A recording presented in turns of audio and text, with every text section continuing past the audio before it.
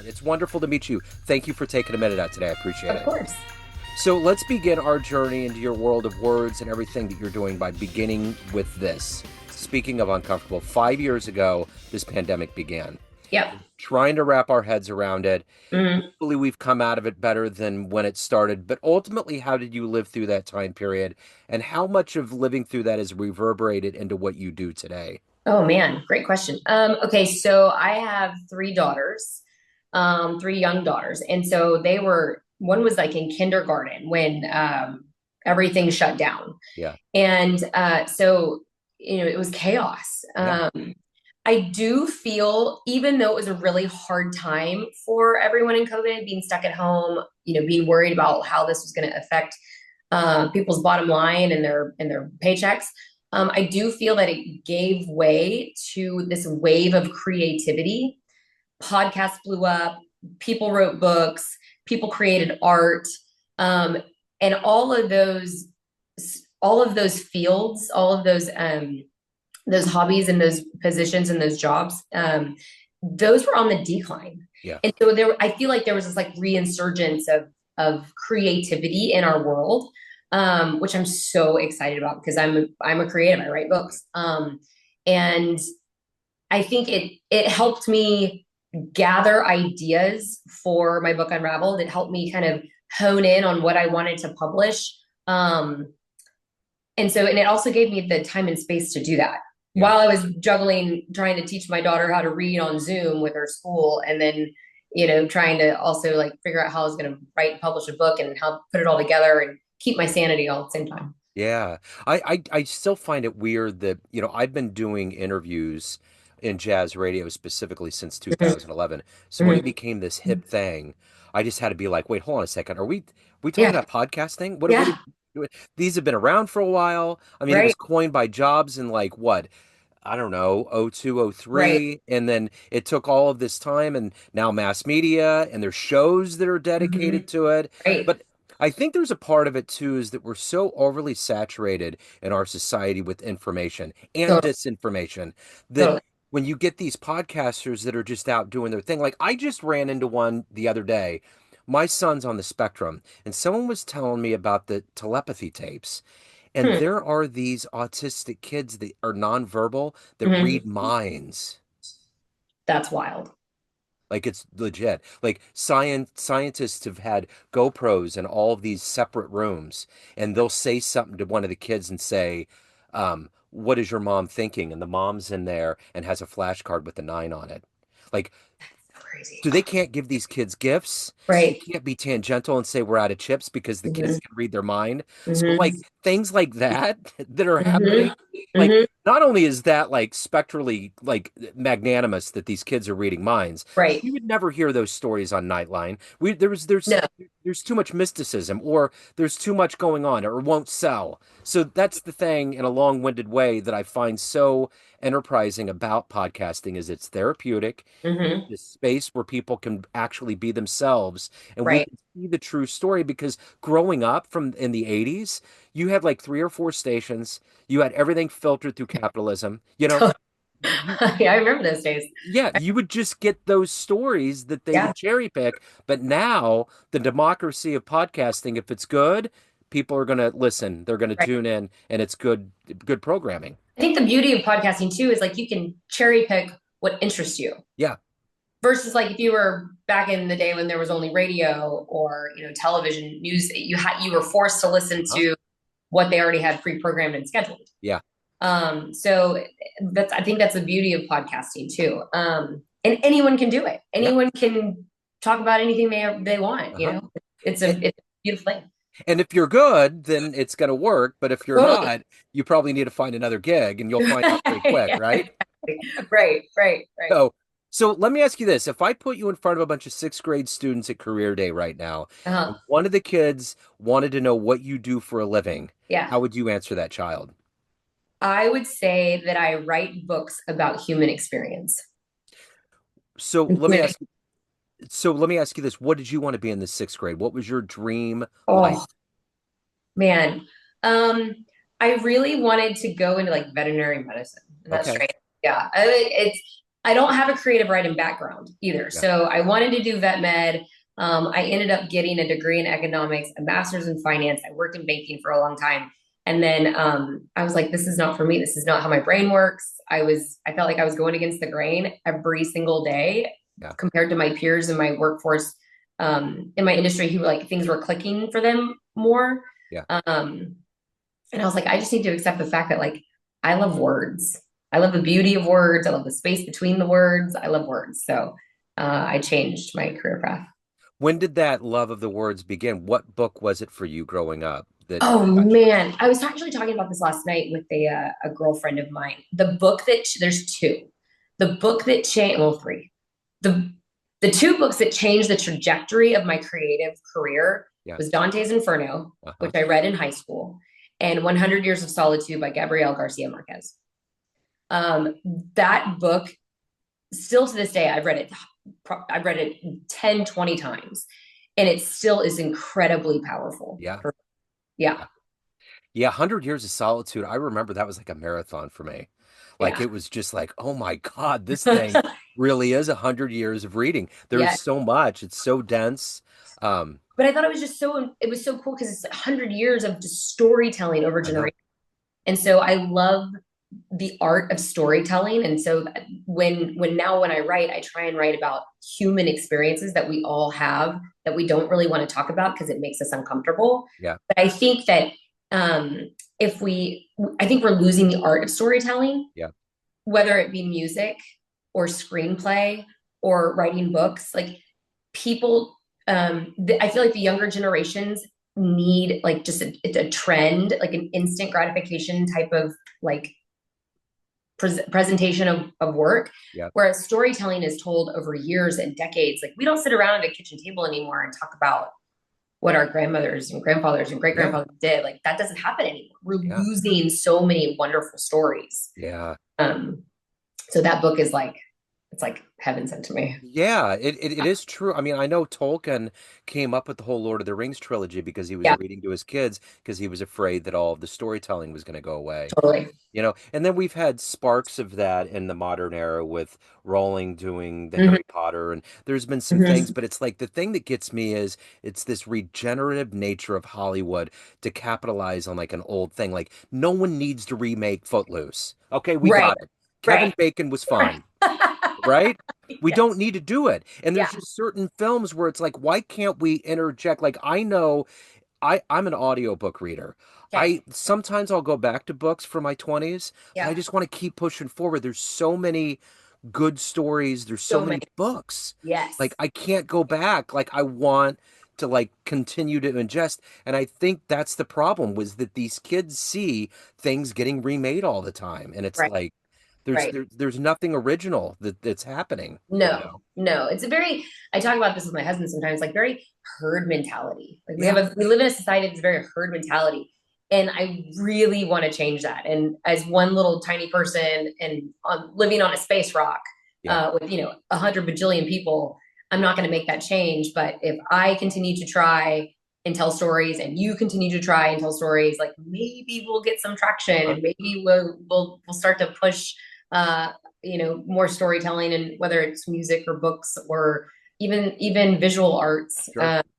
But maybe we'll make a change. Yeah, I mean, and we need to, and these are very strange times we're living through right now. And, Right. there's so many things as far as like even women's rights that are just Yeah. getting revoked. Like, how do Yeah. we get to a point where all of these things are just going I away? That it's bizarre, yeah.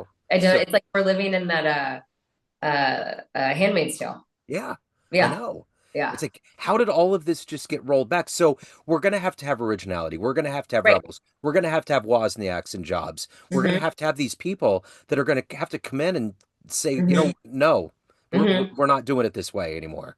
But another component of this, which I find fascinating, is we need people with more originality and authenticity, right? But people don't want to do it because people don't like negative feedback and they don't like negative reviews and they don't like being judged. Yeah, Everyone walks around with this need of validation and acceptance. And so the people who are trying to put out original art out there, or original creativity of any sort, like they're less and less people because more and more people are so worried about pissing everybody off Yep. or being rejected, or being told that you're not good. Yeah. Everyone's scared, so we tiptoe around this, do we or don't we? Yeah.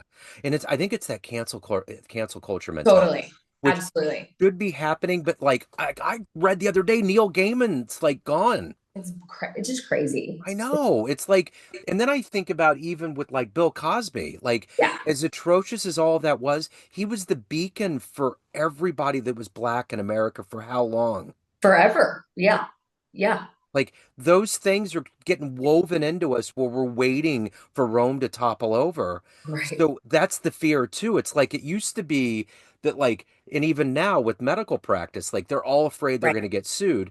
But the Absolutely. human psyche is afraid of like getting canceled or seeing somebody get canceled. Hmm. There's this weird psychology that just it's We're just this. walking around on we're walking around on eggshells. I Everywhere know. we go with everything we do, we're walking around on eggshells. Yeah. Like even in podcasts, if you bring up something about COVID or you bring up something about It's a little taboo. Yeah. yeah, and it's like it could just get silenced because there's an utterance of it. It's like that's so Orwellian. It's like beyond weird, Right. Right. So, Yeah. I mean, I knew these things were going to happen. Like when I was a kid, I used to read the Weekly Reader, and they would Okay. say, we're going to have water shortages. We're going to have things that are going to happen. There's going to be flying cars. There's a lot of those things, anecdotally or really, that are happening now. Like the Mhm. future was actually predicted and it's happening now. But I never thought the Orwellian notion, the Right. 1984-ish stuff, would Yeah. get so deeply entrenched in our Yeah. daily lives. It's crazy. And I don't, you said you had a child, one child, two child. I got a stepdaughter and a son. Okay, cool. So I had three, and then I have three stepkids too. Yeah, But it's, raising kids these days in a very delicate society. Um, it's a different experience. Like my mom, she lives in Mexico, and she's coming in this weekend. And I remember when I would, act up with my brother or my sister, like she wouldn't mess around, like yeah, not mess around, uh-huh, like old school wooden spoon, just like, she just look at us. yeah, And now, like, you can't do that. Like, you can't, like, if I, sometimes I have this like mom guilt of like, man, I too harsh on the kids when they were, acting up or whatever. But yeah. it's wild. I feel like we're raising really delicate human beings. And now we have all these books that are banned that you can't read, I and know. because of the taboo, like, subject matter and content. But like, if you're taking away things from people and raising generations that don't have access to the information, all the information, whether you think it's right or wrong, like, you're also contributing to like the dumbing down of I the human know. species. I know, and that's a problem in itself. The other thing that I found that's weird recently, my son is on the spectrum, Mm-hmm. 20, and the Yeah. other day he pulled up a clip on his phone on TikTok that was like Yeah. Steph Curry, and I knew Okay. it wasn't him. And I was like, whoa, whoa, whoa, whoa, whoa, that's AI. Because Yeah. he was complaining about Golden State. I Yeah. want to play with LeBron, like things that he would never say. And Right. that's the most insidious thing now. Like these young minds are getting assailed with lies from Yeah. AI that looks accurate. It's weird. Yeah. I was there was a review that came through on I can't remember if it was Amazon or where it was, but on my book, and it was like, did she write this with AI? And what I find so interesting about AI is, look, I have used Chat GPT for like workout routines and like a recipe and like all that. But I do think that when it comes to the creative arts, um, AI takes out the human element of it, Uh-huh. right? They're like, AI can spit out a novel in a second, Yeah. but it takes out the emotional component of it. So Uh-huh. you can read the words all day long, and it'd probably be a really fantastic story, but it's not going to draw your Yeah. soul in like a normal book would, because it doesn't have the human element to it. Yeah.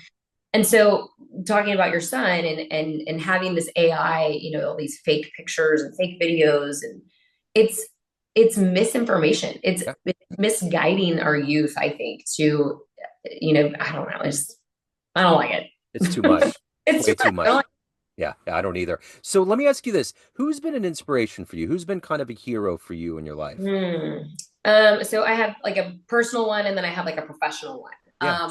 The personal one would be my grandfather. He passed away in 2012. Mhm. But he was always, always so supportive of anything that I wanted to do. Um, my dad passed away a really long time ago, so he helped raise me. Yeah, And he was just like a old school Southern country boy. Loved just anything that I did, anything I put my mind to. yeah. I actually, my second book that I'm writing right now, I've titled I Spy a Water Tower, which is a game that him and I used to play in the car on road trips. So it would keep me entertained and not be so obnoxious in the car. When are we going to get there? Yeah, When we get there? yeah. So I've titled my second book after that. My professional one, I would say Joe Dimino. She is, I think, one of the most incredible essayists and journalists. I love her writing. She was prolific for her time. Yeah, Joan. I just read The Extraordinary Magnificent Thinking. Yes. My yeah, I and for Joan, I remember I got indoctrinated in her in college.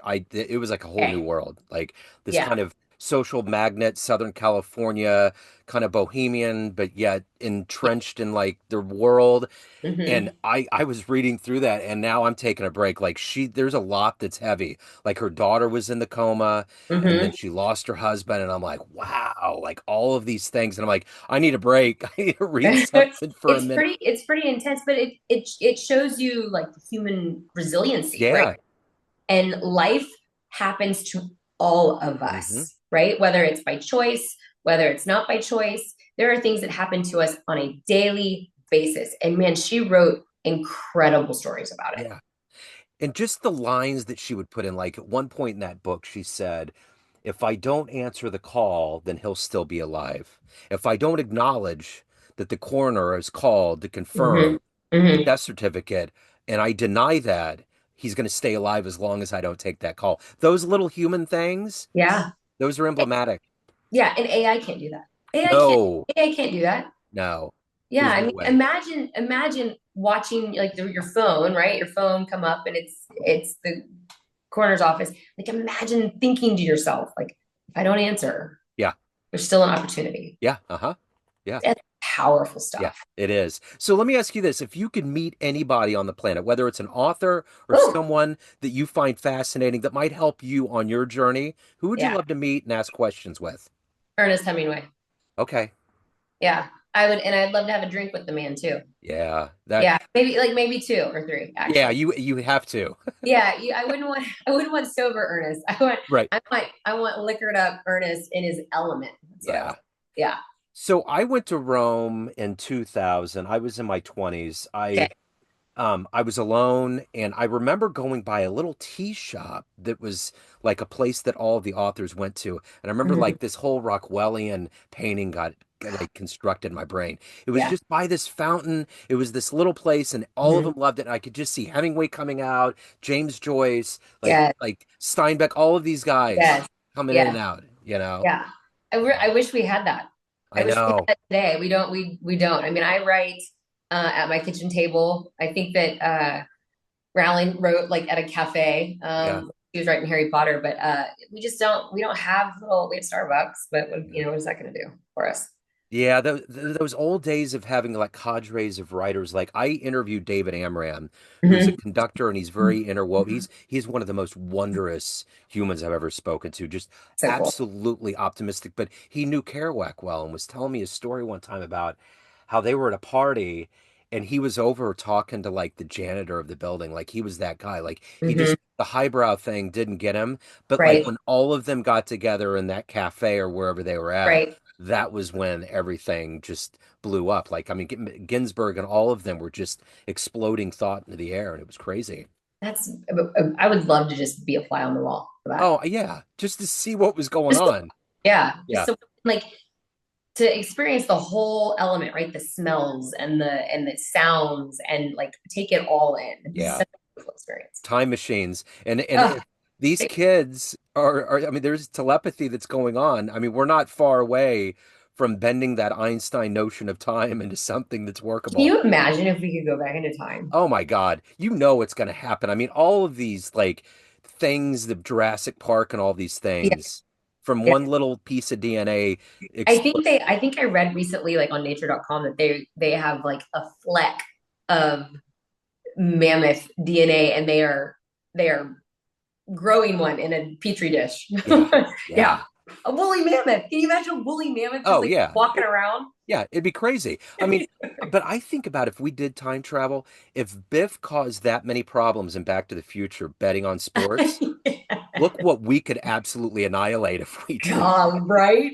Oh my Oh God. my gosh, there'd be so many people going to federal prison. Oh, it would be so bad. The whole thing would The just, destruction of our society, 1 minute at a time. that's it. That's exactly it. Yeah. So, what was the first story, the first thing that you wrote that you saw somebody's twinkle in their eye and you knew that you were onto something, that this was your path? Right. It's a piece called Devour. It's a story called Devour. It's the first story in my book. It's the one that has won awards. It's been featured in literary journals and magazines. What's so interesting is that it's the one that I wrote like the quickest. I was in a parking lot at a restaurant, walking in to meet some girlfriends for dinner, and I cranked it out on my notes app. It just like hit me like just Uh-huh. a wave, tidal wave of words, and I cranked it out real quick in probably like 5 minutes, Wow. and left it in my notes app. And then I read it to one of my girlfriends. I was like, I came up with this idea about like humans consuming a human that like because they needed the validation of like their choices and stuff. And she read it. She was like, "This is crazy. You should publish this." Yeah.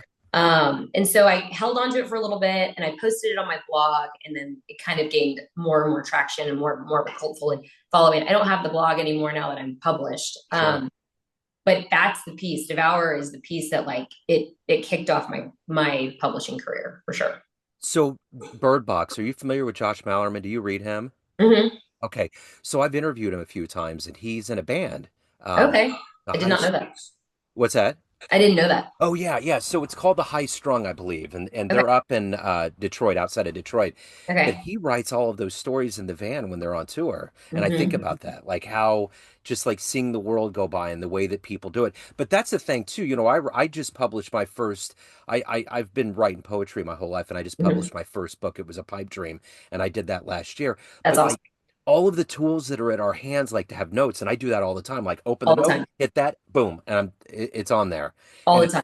like there it's like the iPhone is the craziest invention in the world, all of the things that you can do and all of the ways that can aid you in your writer's brain because you can do audio, you can do voice to text, you can do all of Totally. these things and it's right there all the time. Yeah. So I take a pretty long walk in the morning with my dog, Yeah. and I talk into my phone kind of the storyline or the next story structure. I'm sure all my neighbors think that I'm like a total cuckoo because I'm like out there talking to myself. Right. But the iPhone and the way that I write, I mean, I jot down even if it's like 3 words that hit me in the notes app, Yeah. That's it. and at my disposal wherever I am. Yeah, notes app is the fancy tool that I use to write, and then I Yeah. transfer it over to my computer, Yeah. obviously. But Yeah. yeah, so So let me ask you this. If you Mhm. walked into a room of all of the people that have consumed your writing that know you in a professional or an author sense, and you Okay. could go up to a podium in front of those people and tell them one fun thing about you, a fun fact, something that would humanize you in a different way, what story would you tell that group? So, gosh, what a great question. The first thing that comes to my mind is like a little weird. Yeah. It's not, I don't know if it's a story, but like I cannot stand styrofoam. Okay. That's a good one. Like I can't, like I can't. Like when a Yeah. box comes from Amazon and you have to like pull the styrofoam out, like, ooh, like It's I can't. bad. It makes my whole body react. I don't Yeah. know why. Even styrofoam cups. Like if you Wow. Yeah. coffee in a styrofoam cup. Like Yeah. I can't. You know what's weird? Sometimes when I see styrofoam will fall out on the highway and people will hit it, and it's like I feel like I'm in Close. space. Yeah, it's like there's no gravity. We're all like going through this incubator of no space. It's wild. Yeah. Um, so of everything that you've accomplished and done and evolved into in your life, what are you the proudest of? Mm. I went through a really tough time. I got divorced, and that was a really, really hard moment in my life, and Yeah. especially my children, and trying to navigate the choices that were made within that marriage, within the divorce process. Um, and I think that I took the time to sort of step back after that and really have some introspection and look at like, what do I value in this life? Like, what do I want to achieve? I'm just like a little person on a planet. Like, I'm not going to be a Beyonce. I'm not going to be this big human that everyone knows my name, but how can I leave a legacy? Um, so I think I reinvented myself, post divorce. Yeah. And there's a lot of people I think that might recognize that now. And then there's some people who refuse to think that people can change and reinvent themselves into something better than they were. But I feel like I am constantly every day trying to be a better person than I was. And learning to hold myself accountable. I'll be 40 next week. And so learning to hold myself accountable has been a really, really big learning lesson for me at this stage in my life. Yeah. Because when you're in your 20s and your 30s, like you kind of do, but you kind of don't. Yeah. And you make some good choices and you make some bad choices. And so I think that I have grown in the last, I would say, 5 to 7 years. I've really grown into the person that I've always wanted to be. Yeah. And I think writing helped me do that. Sure. I think it was a way of like accepting the choices in the past and putting that on paper, and then also just being able to heal myself through words. And so I think that has been the biggest thing for me, is just the complete reinvention of who I am as a human being. So taking that one step further, everyone has a perception of you, family, friends, readers, everyone Totally. that knows you, but you run the show. What's your Yeah. perception of you? Who do you think you are? I think I'm a good person in my heart, and I strive to be a good friend, a good mother, a good sister, a good daughter, a good wife. I don't get it perfect every single day. We all don't. But I really try. And I think that this new person who I'm trying to become, I really enjoy helping people. Yeah. Whereas before I will self-admit, like I was a selfish human being in my 20s and 30s. I was. And I want to change that. And so I'm trying to teach my daughters living a life of community versus exclusivity, Yeah. living above a line of integrity that you have for yourself every single day. And so all of these little components, I think, have made me a really good person. And I am super proud of who I am and who I have become and who I am going to become in the next, 10, 20 years. I dig it. So if anyone wants to get your books, they want to reach out, any of the good business in your world, where's the best place to go? Amazon's the easiest for everyone to buy it. Sure. Barnes & Noble, Target, Walmart, everywhere else. And then my Instagram social media is author.kellikassoff.com. Oh, no, author.kellikassoff. My website's kellikassoff.com. Okay, I will put those in the show notes. Kelli, it's been wonderful to talk. Thank you so much, Joe. Yeah, this has been great. Yeah, thank you. I appreciate it. Thank you. You too. Hello, friends. Joe Dimino here. I just wanted to let you know that after 30 years or so, I have finally released my first book of poetry through the mighty Spartan Press here in Kansas City, Missouri. As the creator and host of both Neon Jazz Radio and the Famous Interviews with Joe Dimino podcast, along with being a visual artist, I'm ready to embark on a new adventure and want you to be a part of it. You can get a copy online via Barnes & Noble, Amazon, and actually on the streets in Kansas City at the great Prospero's bookstore off 39th Street. You can also visit joedimino.com for links to the book, to more poetry, and everything in my world, including paintings. Thanks for all of the love and support over the years, and please dig the words.